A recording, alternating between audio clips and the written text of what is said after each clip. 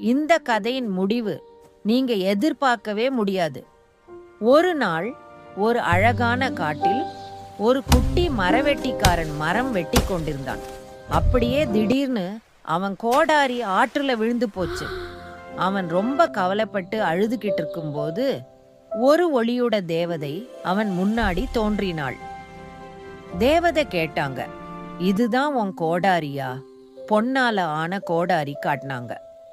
குட்டி மரவெட்டிக்காரன் லாபம்னு நினைச்சு ஆம், அதுதான் என் கோடாரின்னு பொய் சொன்னான். தேவதை மீண்டும் ஒரு வெள்ளி கோடாரி எடுத்து காட்டினாங்க. அவனுக்கு இன்னும் பேராசை. கடைசியில 3 கோடாரியையும் சேர்த்து காட்டினாங்க. முரு அவனும் 3ம் வேணும்னு பேராசையா கையெழுப்பினான். அதுக்கப்புறம் தேவதை முகம் மாறிச்சு.